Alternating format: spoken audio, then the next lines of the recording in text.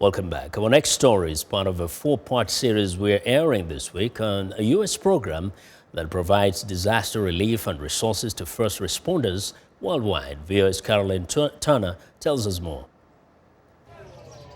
Whether it's a natural disaster, post-war humanitarian situation, or an impoverished nation-state, Star Tides is a U.S. Department of Defense research program that provides support to disrupted civilizations around the world.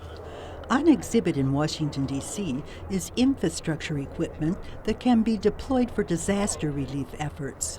Director David Becker gave VOA a tour. Really, our effort to support a very large network of about 3,000 different organizations, or as we call them, nodes, which are people, organizations, universities, other sorts of people that are interested in trying to do what they can to help stressed populations.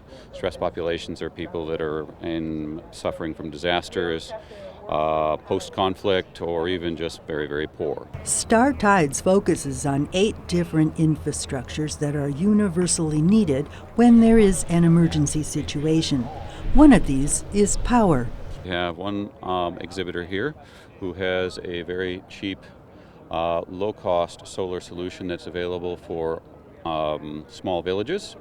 And then on the other hand, we also have other sorts of solutions which actually work over here, very much larger solar panels with batteries and a much more sophisticated sort of technology which would be used in perhaps post-disaster.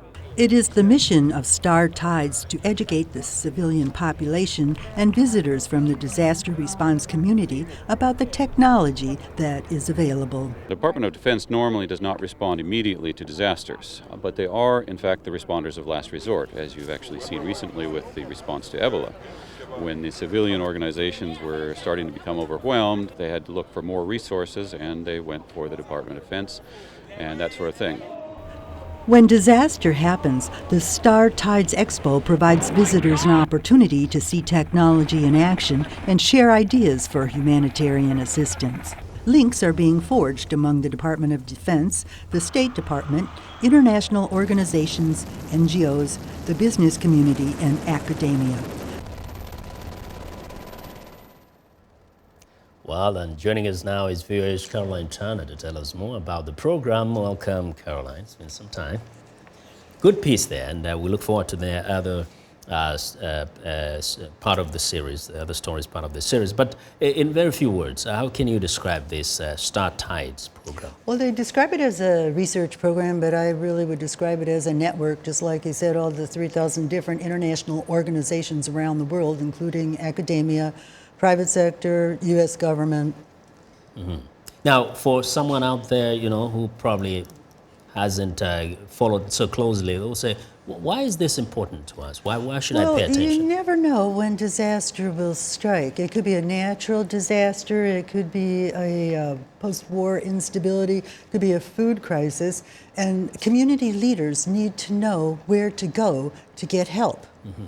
Yeah, so this is very much about people who take the leadership in rescue operation or in dealing with disasters. They need to know what to do. The civilian community needs to know how to deploy these people, and Star Tides is one network that would help them to do that if they only knew about it. Yeah. And Star Tides focuses on rebuilding infrastructures, and that's what I focus these stories on this week to address: power, shelter, water, solar. And very quickly, how does somebody go to those expo, or that particular expo? Well, I focus my reports on the expo that happens every year. It's annually. It's in Washington. And that's where you can explore the technologies, speak with the experts, and even take classes. And anyone can go to the expo, except it's held every October. The registration is what is required to be able to enter the University of Defense campus. Mm-hmm. And you can do that online. It's at http://startides.net, net short for network. Okay, thank you very much, Caroline. And we look forward to the rest of those. Now, Tuesday's part 2 of the Star Tides series explores temporary shelter. So be sure to join us.